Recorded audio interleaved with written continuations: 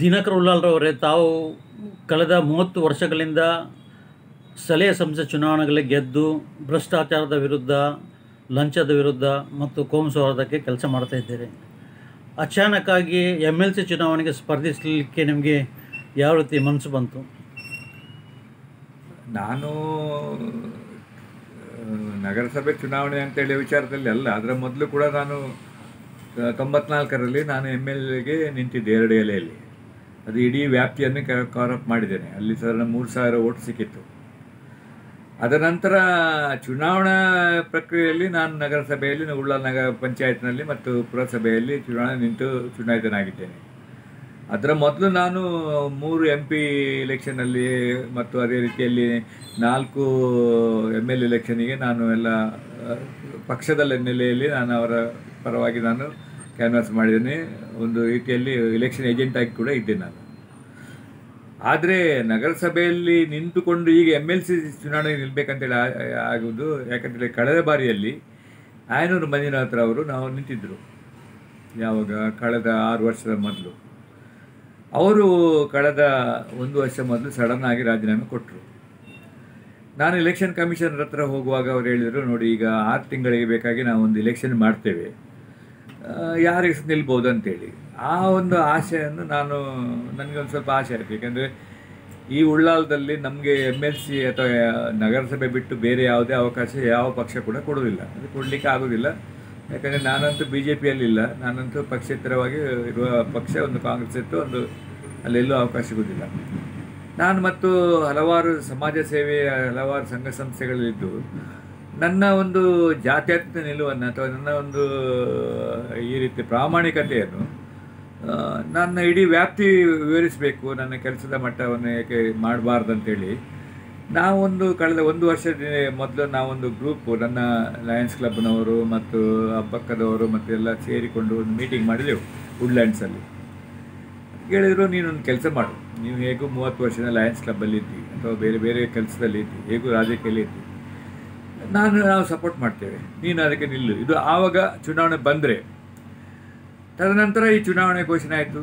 ಆವಾಗಲೇ ಒಂದು ಆಸೆ ಇತ್ತು ನನಗೆ ಮಾಡಬೇಕಂತೇಳಿ. ಯಾಕೆಂದರೆ ಜನರ ಸಮಸ್ಯೆಯನ್ನು, ಅದು ವಿಶೇಷವಾಗಿ ಪದವೀಧರ ಸಮಸ್ಯೆ ಬಗ್ಗೆ ನನಗೆ ತಿಳಿದಷ್ಟು ಸಾಧಾರಣ ಇಲ್ಲಿ ಯಾರಿಗೂ ತಿಳಿದಿದೆ. ಯಾಕೆಂದರೆ ನಾನೊಬ್ಬ ಇಂಜಿನಿಯರ್ ಆಗಿದ್ದೇನೆ, ನಾನು MBA ಮಾಡಿದ್ದೇನೆ, ಜರ್ನಲಿಸಮ್ ಕೋರ್ಸ್ ಮಾಡಿದ್ದೇನೆ ಮತ್ತು ಉದ್ಯೋಗ ಸೃಷ್ಟಿಯನ್ನು ಕೂಡ ನಾನು ಮಾಡಿದ್ದೇನೆ. ಯಾಕಂದರೆ ಗುತ್ತಿಗೆದಾರರಾಗಿರುವಾಗ ನನ್ನ ಅಂಡರಲ್ಲಿ ಸಾಧಾರಣ ಒಂದು 1000 ಮಂದಿ ಕೆಲಸಕ್ಕೆ ಇರ್ತಾಯಿದ್ರು. ಅದರಲ್ಲಿ ಒಂದು 45 ಮಂದಿ ಇಂಜಿನಿಯರ್ ಕೂಡ ಇದ್ದರು ಒಂದು ಕಾಲದಲ್ಲಿ.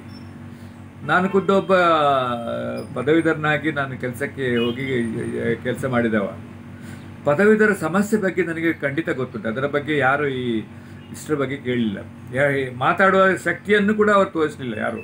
ನಾನು ಎಲ್ಲೂ ನೋಡ್ತಾ ಇಲ್ಲ, ನಾನು ಎಲ್ಲ ಪೇಪರನ್ನು ನೋಡ್ತಾ ಇದ್ದೇನೆ. ಎಲ್ಲ ಇದರಲ್ಲಿ ಪದವೀಧರ ಸಮಸ್ಯೆ ಕೂಡ ಜಾಸ್ತಿ ಆಗ್ತಾ ಬರ್ತದೆ.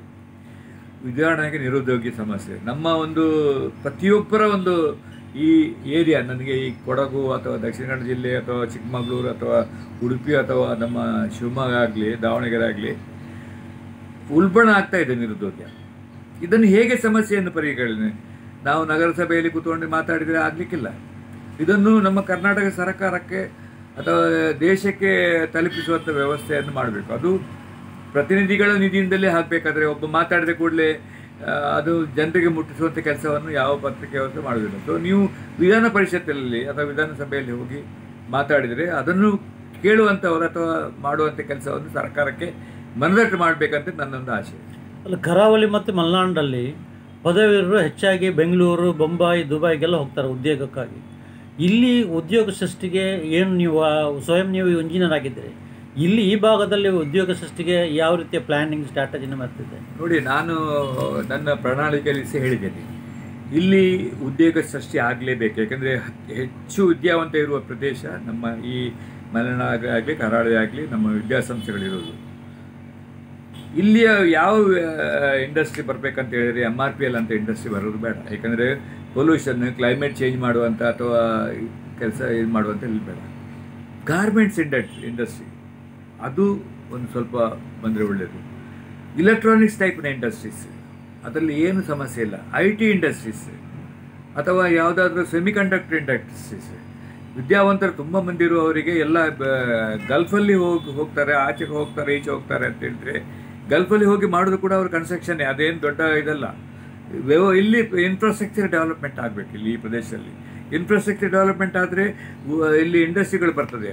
ನಾನು ಯಾವತ್ತೂ ಇಂಥ MRPL ಅಂತ ಇಂಡಸ್ಟ್ರಿಗೆ ನಾನು ಹೋರಾಟ ಮಾಡಿದವ, MRPL ಬೇಡ ಅಂತೇಳಿ, ಯಾಕಂದರೆ ಅಲ್ಲಿ ಸಮುದ್ರಕ್ಕೆ ಪೊಲ್ಯೂಷನ್ ಬರ್ತದೆ ಅಂತೇಳಿ. ಅಂಥ ಇಂಡಸ್ಟ್ರಿ ಬೇಡ ನಮ್ಮ ಪ್ರದೇಶಕ್ಕೆ. ಯಾವಾಗಲೂ ನಮ್ಮ ಕ್ಲೈಮೇಟ್ ಚೇಂಜ್ ಇದಾಗದೆ ಪರಿಸರ ಹಾನಿ ಮಾಡದಂಥ ಉದ್ಯೋಗವನ್ನು ಸೃಷ್ಟಿ ಮಾಡಬೇಕು. ಮೀಡಿಯಮ್ ಸೈಜ್ನ ಉದ್ಯೋಗ ಎಲ್ರಿಗೂ ಸಹ ಮೀಡಿಯಮ್ ಸೈಜ್ನ ಸ್ಮಾಲ್ ಸ್ಕೇಲ್ ಇಂಡಸ್ಟ್ರಿ ಆಗಲಿ, ಮೀಡಿಯಮ್ ಸೈಜ್ ಉದ್ಯೋಗ ಆಗಲಿ ಎಲ್ಲ ಮಾಡುವಂಥ ಕೆಲಸವನ್ನು ಮಾಡುವ ಇಂಡಸ್ಟ್ರಿ ಬರಬೇಕಂತ ನನ್ನೊಂದು ಆಸೆ. ನೀವು ಜನತಾದಳ ಪಕ್ಷದ ಈಗ ನಗರಸಭೆ ಕೌನ್ಸಿಲರ್, ರಾಜ್ಯ ಕಾರ್ಯದರ್ಶಿ ಸಹ ಆಗಿದ್ರಿ. ಆ ಪಕ್ಷದ ಅಧಿಕೃತ ಅಭ್ಯರ್ಥಿ ಈಗಾಗಲೇ ಇದ್ದಾರೆ, ಬಂಡಾಯಕ್ಕೆ ನಿಲ್ಲೋದು ಏನು ಇದ್ರ ಬಗ್ಗೆ? ನಾನು ಕಳೆದ 1 ವರ್ಷದಿಂದ ಯಾವಾಗ ಚಿಂತೆ ಮಾಡಿದ್ದೇನೆ ನಾನು ಎಲೆಕ್ಷನ್ಗೆ ನಿಲ್ತೇನೆ ಅಂತೇಳಿ, ನಾನು ಪಕ್ಷಕ್ಕೆ ರಾಜೀನಾಮೆ ಕೊಟ್ಟಿದ್ದೇನೆ. ಜನತಾ ಪಕ್ಷದಲ್ಲಿ ನಾನಿಲ್ಲ. ಆದರೆ ಜನತಾ ಪಕ್ಷದಲ್ಲಿ ರಾಜೀನಾಮೆ ಕೊಟ್ಟ ನಂತರ ಅದರ ನಂತರ ಈ ಜನತಾದಳ ಮತ್ತು BJP ಅವರ ಅಲಯನ್ಸ್ ಆಯಿತು. ಆ ಅಲಯನ್ಸಿನ ಸಂದರ್ಭದಲ್ಲಿ ಕೂಡ ನಾನು ಆವಾಗಲೇ ಹೇಳಿದ್ದೇನೆ, ನಾನು ಇರುವುದಿಲ್ಲ ಇದಕ್ಕೆ, ನಾನು ಈ ಅಲಯನ್ಸಿಗೆ ನಾನು ಒಪ್ಪೋದಿಲ್ಲ. ಯಾಕಂದರೆ ನಮ್ಮ ಉಳ್ಳಾಲ ಕ್ಷೇತ್ರದಲ್ಲಿ ಯಾರೂ ಇರಲಿಲ್ಲ. ಅದೇ ರೀತಿಯಲ್ಲಿ ಆಯಿತು. ಇಲ್ಲಿ 4 ಸದಸ್ಯರು ಕೂಡ ಇವತ್ತು ಜನತಾದಳದಲ್ಲಿ ಇರಲಿಲ್ಲ. ಅವರು ಈಗ ಅನಧಿಕೃತ ಕಾಂಗ್ರೆಸ್ನಲ್ಲಿ ಇದ್ದಾರೆ. ನಾವು 4 ಮಂದಿ ಕೂಡ ಈಗ ಒಂದು ರೀತಿಯಲ್ಲಿ ಏನಾಗಿದೆ ಅಂತ ಹೇಳಿದರೆ ಒಟ್ಟಿಗಾಗಿ ಜನತಾದಳವನ್ನು ಬಿಟ್ಟಿದ್ದೇವೆ. ಅಂದರೆ ಅಧಿಕೃತ ಅಲ್ಲದ ನಮ್ಮ 1 ವರ್ಷ ಇನ್ನು ಟರ್ಮ್ ಇದೆ, ಅದನ್ನು ಹೇಗಾದರೂ ಮುಗಿಸಿಕೊಂಡು ಹೋಗಿ ಜನತಾದಳ ಅಂತೇಳಿ ನಮ್ಮಲ್ಲಿ ಇಲ್ಲಿ ಯಾರೂ ಇಲ್ಲ. ಈಗ ಯಾರೂ ಸದಸ್ಯರಾಗಿಲ್ಲ. ನಾನು ಕೂಡ ನಾನು ಏನೋ ಪಕ್ಷದ ನಿಬಂಧನೆಯನ್ನು ಉಲ್ಲಂಘಿಸಿ ನಾನು ನಿಲ್ಲಿಲ್ಲ. ರಘುಪತಿ ಭಟ್ ಆಗಲಿ, ದಿನೇಶ್ ಭಟ್ ಆಗಲಿ ಪಕ್ಷದಲ್ಲಿ ಇದ್ದುಕೊಂಡು ಅವ್ರು ನಿಂತಿದ್ದಾರೆ. ನಾನು ಪಕ್ಷಕ್ಕೆ ರಾಜೀನಾಮೆ ಕೊಟ್ಟಿದ್ದೇನೆ. ಈ ನೈಋತ್ಯ ಕ್ಷೇತ್ರದಲ್ಲಿ ವಿಶೇಷವಾಗಿ ದಕ್ಷಿಣ ಕನ್ನಡ ಜಿಲ್ಲೆ ಮತ್ತು ಶಿವಮೊಗ್ಗ ಈ ಭಾಗದಲ್ಲಿ ಎಲ್ಲ ಅತ್ಯಂತ ಹೆಚ್ಚು ಮತದಾರರಿರುವುದು ಬಿಲ್ಲವ ಸಮುದಾಯದಿಂದ. ನೀವು ಸಹ ಅದೇ ಸಮುದಾಯದಿಂದ ಬಂದವರು. ರಾಜಕೀಯವಾಗಿಯೂ ಸಹ ಹಿಂದುಳಿದ ವರ್ಗ, ವಿಶೇಷವಾಗಿ ಬಿಲ್ಲವ ಸಮುದಾಯಕ್ಕೆ ಎಲ್ಲ ಪಕ್ಷಗಳು ಅವರಿಗೆ ಸ್ಥಾನಮಾನ ಸೂಕ್ತ ಕೊಟ್ಟಿಲ್ಲ. ನಿಮಗೆ ಬಿಲ್ಲವ ಸಮುದಾಯ ಬೆಂಬಲ ನೀಡುವಂಥ ಏನಾದರೂ ಅವಕಾಶ ಇದೆಯಾ? ನೋಡಿ, ನನ್ನ ಹೆಸರು ಎದುರಿಗೆ ಉಳ್ಳಾಲ ಅಂತೇಳಿ ನಾನು ಎಲ್ಲೂ ನನ್ನ ಸಮುದಾಯದ ಪರವ ಹೆಸರು ಹಾಕಲಿಲ್ಲ ಅಥವಾ ಎಲ್ಲೂ ನಾನು ಗುರುತಿಸ್ಕೊಳ್ಳಿಲ್ಲ ಇಷ್ಟುವರೆಗೆ. ನಾನು ಒಬ್ಬ ಯಾವುದೇ ಜಾತಿ ಸಂಘಟನೆಯಲ್ಲಿ ನಾನಿಲ್ಲ ಅಥವಾ ಧಾರ್ಮಿಕ ಸಂಘಟನೆಯಲ್ಲಿ ನಾನಿಲ್ಲ. ನಾನು ಇರೋದೊಂದು ಲಯನ್ಸ್ ಕ್ಲಬ್, ಮತ್ತೊಂದು ನಮ್ಮ ರಾಣಿ ಹಬ್ಬಕ್ಕ. ಇದರಲ್ಲಿ ಇಲ್ಲಿ ಈ ಲೀಸ್ಟಲ್ಲಿ ನೋಡುವಾಗ ಒಬ್ಬ ಬಿಲ್ಲವನಿಗೆ ಅವರು ಯಾವ ಪಕ್ಷದವರು ಕೊಡಲಿಲ್ಲ. ನೀವು ಹೇಳ್ತೀರಿ ಎಲ್ಲ ಕಡೆಯಲ್ಲಿ ಬಿಲ್ಲವರು ಜಾಸ್ತಿ ಇದ್ದಾರೆ ಅಂತ ಹೇಳೋದಕ್ಕೆ ಅದು ಸತ್ಯ. ಈಗ ಶಿವಮೊಗ್ಗ, ಉಡುಪಿ ಅಥವಾ ಮಂಗಳೂರಲ್ಲಿ ನೋಡಿದರೆ ಬಿಲ್ಲವರು ಜಾಸ್ತಿ ಇದ್ದಾರೆ. ನಾನೊಬ್ಬ ಇಂಜಿನಿಯರಿಂಗ್ ಆಗಿ ಅಥವಾ MBA ಪಡ್ಕೊಂಡು ನಾನು ಬಿಲ್ಲವ್ ಅಂತೇಳಿ ಯಾರು ಮತದಾರಿಗೆ ಗೊತ್ತಿರಲಿಕ್ಕಿಲ್ಲ ಇಷ್ಟವರೆಗೆ. ನಾನು ಹೇಳಲಿಕ್ಕೂ ಹೋಗಲಿಲ್ಲ. ನನ್ನ ಪ್ಯಾಂಪ್ಲೆಟಲ್ಲಿ ಎಲ್ಲೂ ಹೇಳಿಲ್ಲ. ನಾನು ಅಲ್ಲಿ ಹೇಳಿದ್ದೇನೆ ನಾನು ಕಡು ಬಡವ ಬಂದಿದೆ ಅಂತ, ಎಲ್ಲಿ ಹಿಂದುಳಿದವ್ರಿಗೆ ಅಂತೇಳಿ ನಾನು ಹೇಳಿಲ್ಲ.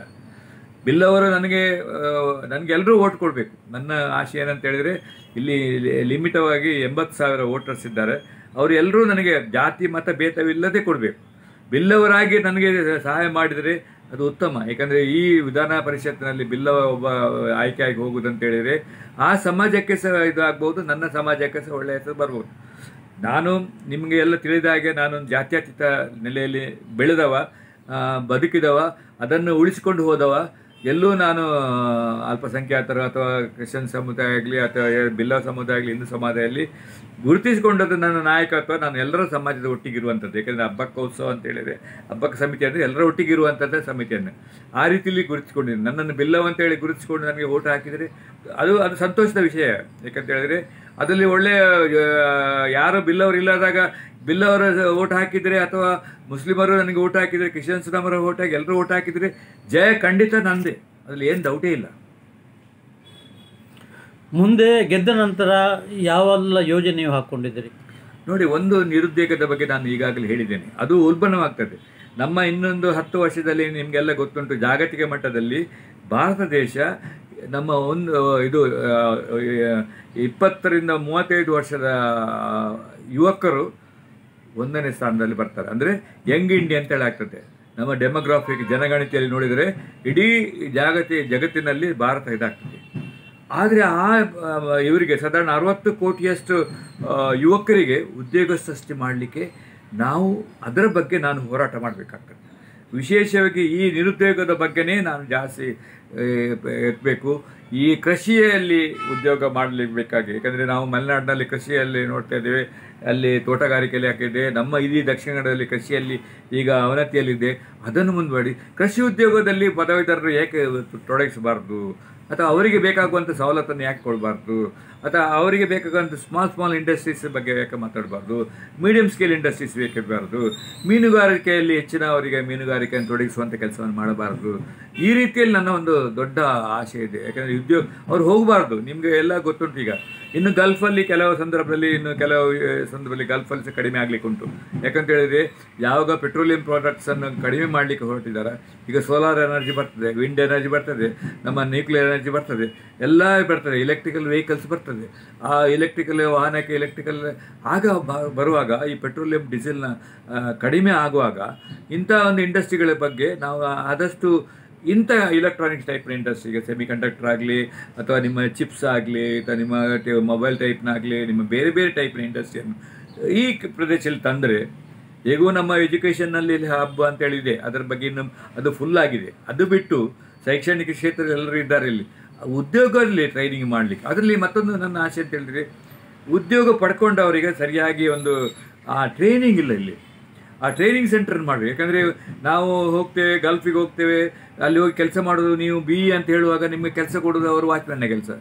ಅಥವಾ ಯಾಕಂತ ಹೇಳಿದರೆ ನೀವು ಎಂಥ ನಿಮ್ಮ ಗ್ರ್ಯಾಜುಯೇಷನ್ಸ್ ಇದ್ರೆ ಸಹ ನಿಮಗೆ ಟ್ರೈನಿಂಗ್ ಇರೋದಿಲ್ಲ.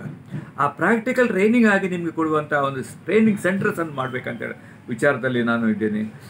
ಅದಕ್ಕಿಂತ ವಿಶೇಷವಾಗಿ ನಾನು ಮಹಿಳೆಯರು ವಿಶೇಷವಾಗಿ ಅವರು ಗ್ರ್ಯಾಜುಯೇಷನ್ ಆಗಬೇಕು. ನಮ್ಮ ದೇಶದಲ್ಲಿ ಮಹಿಳೆಯರ PUC ವರೆಗೆ ಮಾಡ್ತಾರೆ, ನಂತರ ಅವ್ರು ಗ್ರ್ಯಾಜುಯೇಷನ್ ಮಾಡೋದಿಲ್ಲ. ಅದಕ್ಕೆ ಹೆಚ್ಚು ಒತ್ತು ಕೊಟ್ಟು ಅವರಿಗೆ ಸೌಲಭ್ಯವನ್ನು ಕೊಡಬೇಕು. ಯಾಕಂದರೆ ಹಣದ ವಿಚಾರವಾಗಲಿ, ಲೋನ್ನ ವಿಚಾರವಾಗಲಿ, ಅಥವಾ ಬೇರೆ ಏನು ಅವರಿಗೆ ಇಂಟ್ರೆಸ್ಟ್ ಫ್ರೀ ಲೋನ್ ಕೊಡುವ ಹಾಗೆ ಮಾಡುವ ವಿಚಾರಲ್ಲಿ ಎಲ್ಲ ಇದ್ದರೆ ಅದನ್ನು ಮಾಡ್ತೇನೆ.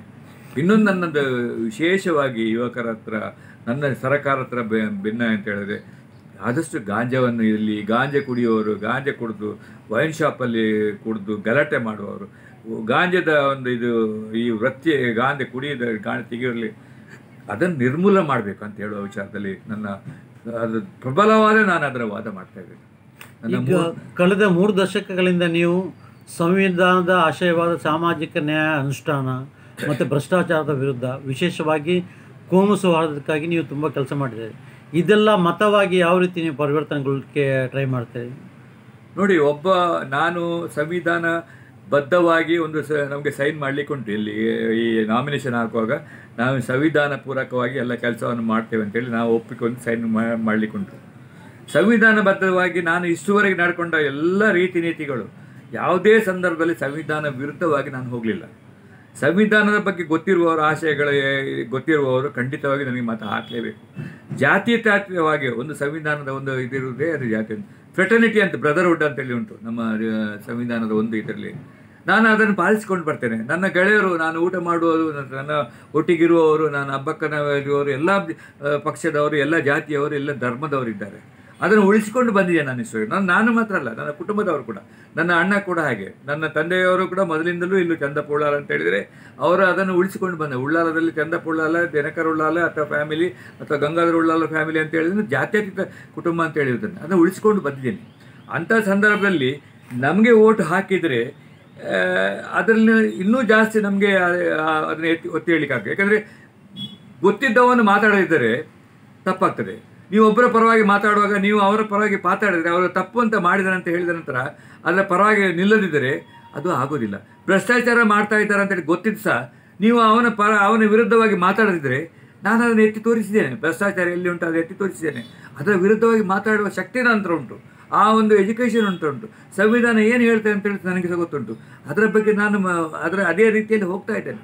ಅದನ್ನು ನನ್ನ ಪದವಿ ಮತದಾರರ ಬೇಡಿಕೆ ಅಂತಂದರೆ, ನೀವು ಒಂದು ಸಲ ಪ್ರಯತ್ನ ಮಾಡಿ. ನಾನು ಇಷ್ಟುವರೆಗೆ ಇಲ್ಲಿ ಪಕ್ಷ ಆಧಾರಿತವಾಗಿಯೇ ಇಲ್ಲಿ ರಾಜಕೀಯವನ್ನು ಮಾಡ್ತಾ ಇದ್ದೀರಲ್ಲ, ಒಂದು ಪಕ್ಷೇತರ ನೀವು ಕೊಡಿ. ಹೇಗೆ ಅದು ಇದು ಮಾಡ್ತಾರೆ? ನನಗೆ ಎಲ್ಲ 80,000 ಮತದಾರರು ನಾಯಕರು. ನಾನು ಎಲ್ಲೂ ನನ್ನ ಪ್ಯಾಂಪ್ಲೆಟಲ್ಲಿ ನನ್ನ ಯಾರ ನಾಯಕರ ಫೋಟೋ ಹಾಕಲಿಲ್ಲ, ಯಾರು ಹಾಕಲಿಲ್ಲ. ನನಗೆ ಮತ ಕೊಡಿ ಅಂತ ಹೇಳಿದರೆ ಇದನ್ನೆಲ್ಲ ನಾನು ಎತ್ತಿ ತೋರಿಸುವಂಥ ಕೆಲಸವನ್ನು ಮಾಡಬೇಕು. ಇದು ಅನಿವಾರ್ಯ ಆಗಿದೆ ಈ ಸಂದರ್ಭದಲ್ಲಿ. ನಿಮ್ಮ ಪ್ರಚಾರ ಯಾವ ರೀತಿ ನಡೀತಾ ಉಂಟು? ನೋಡಿ, ನಾನು ಎಲ್ಲರಿಗೆ ಒಂದು ಅಪೀಲನ್ನು ಕೊಟ್ಟಿದ್ದೇನೆ.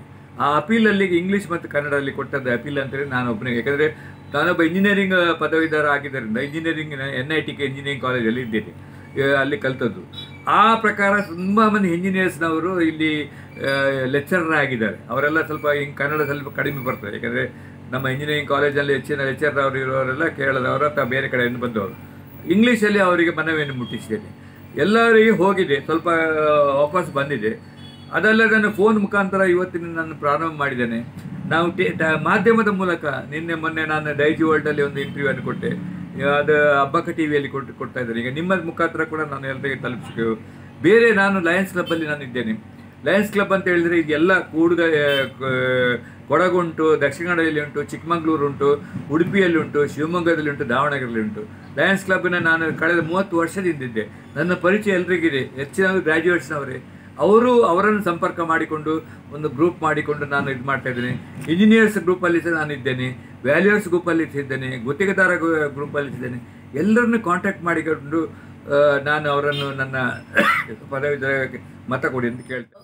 ಪ್ರತಿಸ್ಪರ್ಧಿಗಳು JDS ಮತ್ತು BJPಯ ಒಬ್ಬರು ಅಭ್ಯರ್ಥಿ, ಇನ್ನೊಬ್ಬರು ಆಯನೂರು ಮಂಜುನಾಥ್.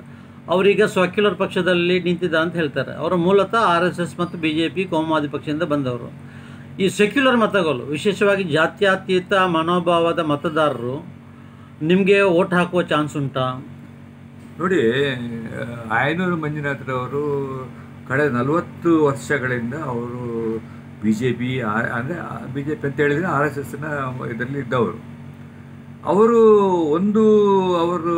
ತಪ್ಪು ಮಾಡಿ ಏನಂತ ಹೇಳಿದರೆ, ಅವರಿಗೆ 6 ವರ್ಷದ ಟೈಮನ್ನು ಕೊಟ್ಟಿದ್ದರು. ಯಾರು ಪದವೀಧರರು ಕಳೆದ ವರ್ಷ, ಕಳೆದ 6 ವರ್ಷ ಮೊದಲು ಅವರು ವಿನ್ ಆಗಿದ್ದರು. ಅವರು ರಾಜೀನಾಮೆ ಕೊಟ್ಟರು. ರಾಜೀನಾಮೆ ಕೊಡುವಾಗ ಅವರು ಎಲ್ಲರಿಗೂ ಕೇಳಬೇಕಿತ್ತು, ಯಾರು ಪದವೀಧರರು ನನಗೆ ಯಾರೆಲ್ಲ ಓಟ್ ಕೊಟ್ಟರು. ಅಥವಾ ಸಾಮಾನ್ಯವಾಗಿ ಒಂದು ಚರ್ಚೆ ಅಥವಾ ಯಾರ ವಾಟ್ಸಪ್ ಗ್ರೂಪಲ್ಲಿ ಆಗಬೇಕು, ನಾನು ರಾಜೀನಾಮೆ ಕೊಡ್ತೇನೆ, ನಿಮಗೆ ಬೇಸರ ಆಗ್ಬೋದು ಅಂತೇಳಿ. ಒಬ್ಬ ಪಕ್ಷದಿಂದ ನಿಂತವ ತನ್ನ ಸಮಯವನ್ನು ಮುಗಿಸದೆ 1 ವರ್ಷ ಮೊದಲು ಅವರು ರಾಜೀನಾಮೆ ಕೊಟ್ಟರು. ಅದು ಅನ್ಯಾಯ ಮಾಡಲಿಲ್ಲ ಗ್ರ್ಯಾಜುಯೇಟ್ನವರಿಗೆ. ಆ ಗ್ರ್ಯಾಜುಯೇಟ್ನವರು ಇವತ್ತು ಪುನಃ ಅದೇ ಅವರಿಗೆ ಹಾಕಬೇಕಂತೇಳಿ ಹಾಕ್ತಾರಾ? ಆಯಿತು, ಅವರು 4 ವರ್ಷ 6 ವರ್ಷ ಏನು ಸಾಧನೆ ಮಾಡಿದರು? ಏನು ಇದು ಮಾಡಲಿಲ್ಲ. ಅದು ಬಿಡಿ, ಅವರು ರಾಜೀನಾಮೆ ಕೊಟ್ಟ ಕೂಡಲೇ ಅವರು JDSಗೆ ಹೋದರು. ಒಬ್ಬ RSSನಿಂದ ಬಂದವ, ಒಬ್ಬ BJP ಪಕ್ಷದಿಂದ ಬಂದವ ರಾಜ್ಯಸಭಾ ಮೆಂಬರ್ ಆಗಿದ್ದಾರೆ, ಲೋಕಸಭಾ ಮೆಂಬರ್ ಆಗಿದ್ದಾರೆ, 3 ಸಲ ಹೀಗೆ ಎಲ್ಲ ಎಲೆಕ್ಷನ್ ನಿಂತವ. ಅವರು JDSಗೆ ಹೋಗ್ತಾರೆ, ಅವರು ಸ್ವಂತಕ್ಕಾಗಿ ಹೋದರು. ಆಯಿತು, JDSಲ್ಲಿ ನಿಲ್ಲಿಲ್ಲ, ಅವರು ಇದಾಗಿ ಸೋತರು. ಪುನಃ ಇವರು ಕಾಂಗ್ರೆಸ್ಗೆ ಬಂದರು. ಕಾಂಗ್ರೆಸ್ನವರು ಯಾಕೆ ಅವ್ರನ್ನ ತೆಗಿತಾರೆ? ಇವರೆಲ್ಲ ಮಾತಾಡ್ತಾರಲ್ಲ, ನಾವು BJPಯ ವಿರುದ್ಧವಾಗಿದ್ದೇವೆ, RSSನ ವಿರುದ್ಧವಾಗಿದ್ದೇವೆ ಅಂತೇಳಿ. ಇವತ್ತು ಕಾಂಗ್ರೆಸ್ಸಿನ ಅವರೆಲ್ಲ ಮುಖಂಡರ ಫೋಟೋ ಹಾಕಿಕೊಂಡು ಅವರೆಲ್ಲರ ಹತ್ರ ಇದು ಕೇಳ್ತಾ ಇದ್ದಾರಲ್ಲ, ಮತ ಕೇಳ್ತಾ ಇದ್ದಾರೆ. ಕಾಂಗ್ರೆಸ್ನವ್ರು ಹೇಗೆ ಇವರಿಗೆ ಟಿಕೆಟ್ ಕೊಟ್ಟರು? ಅದು ಅಲ್ಲದೆ ಆಯನೂರು ಮಂಜುನಾಥ್ನವರು ಅದೇ ಪೋಸ್ಟಿಗೆ ಪುನಃಸಲ ನಾನು MLC ಆಗ್ತೇನೆ ಅಂತೇಳಿ ಯಾಕೆ ಒಪ್ಪಿದ್ರು ಅವರು? ಇದು ತಪ್ಪಲ್ಲ. ಯಾರಾದರೂ ಒಬ್ಬರು ಗ್ರ್ಯಾಜುಯೇಟ್ ಮತದಾರರು ಅವ್ರಿಗೆ ಹಾಕಬೇಕಾ? ಹಾಕಬಾರ್ದು. ಯಾಕಂತ ಹೇಳಿದ್ರೆ ಅವರ ಒಂದು ಸಲ ಅವರು ಜಯಗಳಿಸಿದ ನಂತರ ಪುನಃಸಲ ಅದೇ ಸ್ಥಾನಕ್ಕೆ ಅವ್ರು ನಿಂದೋದು, ಅದರ ನಂತರ ಪಾರ್ಟಿ ಲೆಕ್ಕದಲ್ಲಿ ಅವರನ್ನು ಕೊಡೋದು ಕೂಡ ತಪ್ಪಾಗಿದೆ. ಇದು ತಪ್ಪಲ್ವಾ? ಅವರು ಮುಂದಿನಿಂದಲೂ ಬೇರೆ ಬೇರೆ ಇದರಲ್ಲಿ ಯಾವಾಗ ಕೊಡ್ತಾರೆ? ಯಾರಾದ್ರು ಕೊಡಲಿಕ್ಕಿಲ್ಲ. ಇನ್ನೊಂದು ನಾನು ನೋಡ್ತೇನೆ, ಇವರು ದಿನೇಶ್ ಅವರು ಕಾಂಗ್ರೆಸ್ನಲ್ಲಿದ್ದವರು. ನಿನ್ನೆ 10 ದಿವಸ ಮೊದಲಿಗೆ ಕಾಂಗ್ರೆಸ್ನಲ್ಲಿದ್ದವರು. ಅವರು ಕಳೆದ ಚುನಾವಣೆಯಲ್ಲಿ ಕಾಂಗ್ರೆಸ್ನಲ್ಲಿ ನಿಂತಿದ್ದರು. ಈಗ ಕೂಡ ಅವರ ಚುನಾವಣೆಯಲ್ಲಿ ನೀವು ನೋಡ್ತಾ ಇದ್ದೀರಿ, ಕಾಂಗ್ರೆಸ್ಸಿನ ಕಾಂಗ್ರೆಸ್ಸಿನ ಚಿಹ್ನೆ ಇದೆ ಅವರ ಬಂದ ಪತ್ರದಲ್ಲಿ. ಎಲ್ಲ ಕಾಂಗ್ರೆಸ್ಸಿನ ನಾಯಕರ ಹೆಸರನ್ನು ಹಾಕ್ತಾರೆ. ನಾನು ಕಾಂಗ್ರೆಸ್ಸಿಗೆ ಅಂತೇಳಿ ಈಗಲೂ ಹೇಳ್ತಾ ಇದ್ದಾರೆ. ಯಾಕೆ ಅವರಿಗೆ ನನ್ನ ಹಾಗೆ ನಾನು ಪಕ್ಷಕ್ಕೆ ರಾಜೀನಾಮೆ ಕೊಟ್ಟು ಯಾಕೆ ನಿಲ್ಲಿಕ್ಕಾಗಲಿಲ್ಲ ಅವರು? ಈಗ ಅವರು ಯಾಕೆ ಅದು ನಾನು ಕಾಂಗ್ರೆಸ್ ಪಕ್ಷ ಅಂತ ಹೇಳಿದರೆ ನಾನು ಇದು ಪಕ್ಷೇತರ ಅಭ್ಯರ್ಥಿ ಕಾಂಗ್ರೆಸ್ ವಿರುದ್ಧವಾಗಿ, ಅದು ಅವರು ಹೇಳೋದು ಹಾಗೆಲ್ಲ. ನಾನು ಆಯನೂರು ಮಂಜುನಾಥ್ರ ವಿರುದ್ಧವಾಗಿ ಹೋರಾಟ ಮಾಡೋದು, ಯಾಕಂದರೆ ಅವರು ಬೇರೆ ಪಕ್ಷದಿಂದ ಬಂದವರು ಅಂತ ಹೇಳ್ತಾ ಇದ್ದಾರೆ. ಆಯಿತು, ಈಗ ರಘುಪತಿ ಭಟ್ ಅವರು ಹೇಳಿ ನೋಡಿ, ಅವರು 3 ಸಲ MLA ಆಗಿದ್ದವರು, ಎಲ್ಲ ಆಗಿದ್ದಾರೆ, ಅನುಭವಿಸಿದರಾಗಿದ್ದಾರೆ. ಅವರು ಓಟ್ ಕೇಳೋದು ಮೋದಿಯ ಪರವಾಗಿ. ಅವರ ಪ್ಯಾಂಪ್ಲೆಟಲ್ಲಿ ಉಂಟು, ಮೋದಿಯ ಚಿತ್ರ ಉಂಟು. ಅವರು RSSನಿಂದ ಬಂದವರು. ಈ ಎಲ್ಲ ಇವರು RSSನಿಂದ ಬಂದವರು, ಮೇಲ್ವರ್ಗದವರು ಇರುವಾಗ ಇವರನ್ನು ನಾನು ಒಂದು ಧೈರ್ಯದಿಂದ ಶಕ್ತಿಯನ್ನು ನನಗೆ ಕೊಡಬೇಡ ಪದವೀಧರರು. ಇವರು ಇರುವಾಗ, ಬ್ಯಾಕ್ಗ್ರೌಂಡ್ ಇರುವಾಗ ನಮ್ಮ ಈ ಪ್ರದೇಶಕ್ಕೆ ಇದು ಒಳಿತ. ಬೇರೆ ಬೇರೆ ಪಕ್ಷದಿಂದ ಬಂದವರು, ಬೇರೆ ಬೇರೆ ಪಕ್ಷದ ಒರಿಜಿನಲ್, ನೀವು ಏನು ಒರಿಜಿನಲ್ ಅಂತ ಹೇಳುವ ವಿಚಾರದಲ್ಲಿ ಇದ್ದವರು ಈಗ ನಿಂತಿದ್ದಾರೆ. ತಮ್ಮ ಸ್ವಾರ್ಥಕ್ಕೆ ಯಾಕೆ ಅಲ್ವಾ? ಈಗ ಅಭ್ಯರ್ಥಿಗಳು ಹೆಚ್ಚಿದ್ದ ಕಾರಣ ನಿಮಗೆ ಕಡಿಮೆ ಮತ ಸಿಕ್ಕಿದ್ರು ಗೆಲ್ಲುವ ಚಾನ್ಸ್ ಏನಾದರೂ ಹೆಚ್ಚು ಉಂಟಾ? ನೋಡಿ, ನನಗೆ ಪಕ್ಷೇತರವಾಗಿ ನಾನು ಈಗಾಗಲೇ ಹೇಳಿದ್ದೇನೆ, ನಾನೊಬ್ಬ ಜರ್ನಲಿಸ್ಟ್, ನಾನೊಬ್ಬ ಇಂಜಿನಿಯರ್, ನಾನೊಬ್ಬ ನೀವು ಹೇಳಿದ ಹಾಗೆ ಹಿಂದುಳಿದ ವರ್ಗದ ಅಂತ ಹೇಳುವ ವಿಚಾರದಲ್ಲಿದ್ದರೆ ನಾನು MBA ಮಾಡಿದವನು. ಒಬ್ಬ ಪದವೀಧರ ಯಾರನ್ನು ಸೆಲೆಕ್ಟ್ ಮಾಡಬೇಕು? ನಾವು ಇಷ್ಟು ಜನಪ್ರತಿನಿಧಿ ಆಗಿದ್ದೇವೆ, 40 ವರ್ಷದಿಂದ ನಾನು ಇದ್ದೇನೆ ರಾಜಕೀಯದಲ್ಲಿ. 4 ಸಲ ನಾನು ಇಲ್ಲಿ ಮುನ್ಸಿಪಾಲಿಟಿಯಲ್ಲಿ ಇದಾಗಿದ್ದೇನೆ, ಅಧ್ಯಕ್ಷ ಆಗಿದ್ದೇನೆ, ಉಪಾಧ್ಯಕ್ಷ ಆಗಿದ್ದೇನೆ. ಒಂದೊಂದು ರೂಪಾಯಿ ಲಂಚ ತೆಗೆದುಕೊಳ್ಳಿಲ್ಲ, ಅಥವಾ ಚಹಾ ಕುಡಿಲಿಲ್ಲ, ಅಥವಾ ಸರ್ಕಾರದ ಸವಲತ್ತನ್ನು ನಾನು ಉಪಯೋಗ ಮಾಡಿಲ್ಲ. ಈಗಲೂ ನನಗೆ ಸಿಗುವಂಥ ಒಂದು ಏನು ಸಂಭಾವನೆ ಇದೆ, ನಾನು ಬಡವರಿಗೆ ಹಂಚ್ತಾ ಇದ್ದೇನೆ. ಆ ಒಂದು ಕ್ಯಾಂಡಿಡೇಟನ್ನು ಆಯ್ಕೆ ಮಾಡಲಿಕ್ಕೆ ನೀವು ಮಾಡದಿದ್ದರೆ ನಾವು ಮತ್ತೆ ಯಾರದೇ ಬೇಡೋದು, ಹೇಗೆ ಇಡ್ಬೋದು? ಅವರು ಕೊಡಲೇಬೇಕು ನನಗೆ ಓಟು. ಬೇರೆ ಪಕ್ಷದವರು ಇರ್ಬೋದು, ಅವರು ಬೇರೆ ಅಭ್ಯರ್ಥಿಗಳು ಇರ್ಬೋದು, ಅವ್ರು ಪಕ್ಷ ಬಿಟ್ಟು ಪಕ್ಷದಲ್ಲಿ ಇದ್ದುಕೊಂಡು ಮತ್ತೊಂದು ಬಂಡಾಯ ಅಭ್ಯರ್ಥಿ ಆಗಿರ್ಬೋದು.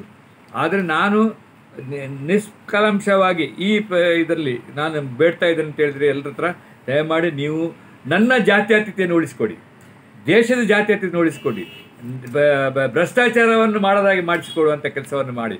ಅದು ನಾನು ಆ ಒಂದು ಸಿಂಬಲ್ ಆಗಿದ್ದೇನೆ. ಯಾವುದು? ಜಾತ್ಯತೀತ ಸಿಂಬಲ್. ಭ್ರಷ್ಟಾಚಾರ ರಹಿತವಾಗಿರುವಂಥ ಹೋರಾಡಿದವ, ಎಲ್ಲ ಸಮಸ್ಯೆಗಳು ಸಂವಿಧಾನಬದ್ಧವಾಗಿ ಹೋರಾಡಿದವ, ಅದಕ್ಕೆ ಆಗಿ ನೀವು ಓಟು ಕೊಡಿ ಅಂತ ಹೇಳೋದು. ನನಗೆ ವೈಯಕ್ತಿಕವಾಗಿ ಏನು ಅಗತ್ಯ ಇಲ್ಲ, ಯಾಕಂದರೆ ನಾನು 69 ವರ್ಷ ಆಯಿತು. ನನ್ನ 2 ಮಕ್ಕಳು ಅಮೆರಿಕಾದಲ್ಲಿ PhD ಮಾಡ್ತಾ ಇದ್ದಾರೆ, ನನ್ನ ಒಬ್ಬಳ ಮಗಳು ಡಾಕ್ಟರ್ ಆಗಿದ್ದಾಳೆ. ನನ್ನ ತಂದೆ ಕಾಂಗ್ರೆಸ್ನ ಬಂದವರೇ, ಅಣ್ಣ ಕೂಡ ರಾಜಕೀಯ ಇದ್ದಾರೆ. ನಮಗೆ ನಮ್ಮ ಮಕ್ಕಳು ರಾಜಕೀಯ ಬರಬೇಕಂತೇಳಿ ಇಲ್ಲ. ಪದವೀಧರ ಪರವಾಗಿಯೇ ನಾನು ನಿಂತದ್ದು, ಅವರ ಹಿತಕ್ಕಾಗಿಯೇ ನಾನು ನಿಂತದ್ದು. ಎಲ್ಲವನ್ನು ಬಿಟ್ಟು